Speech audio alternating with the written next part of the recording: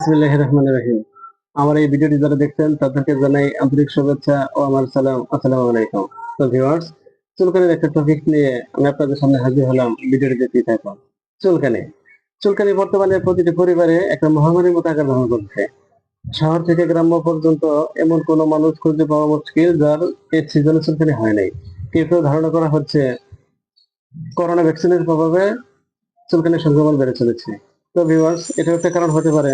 Corona ভ্যাকসিনের প্রভাবে চুলকানির সংক্রমণ হয়েছে, এটা একটা কারণ হতে পারে। তাছাড়াও আরো অন্যান্য অনেকগুলো কারণেই আমাদের চুলকানি হয়ে থাকে।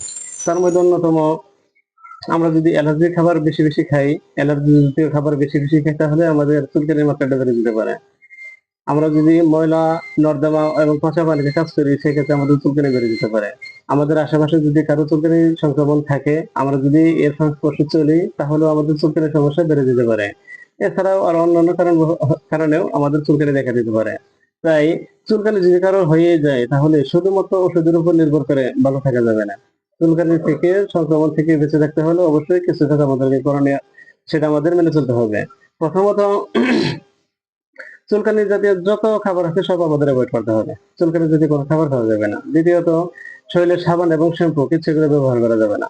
যদি আমাদের সামনে আশেপাশে কোনো সংক্রমিত ব্যক্তি থাকে, চুলকানি যুক্ত কোনো ব্যক্তি আমাদের সংস্পর্শে থাকে, তাহলে এর সংস্পর্শ থেকে আমাদের দূরে থাকতে হবে।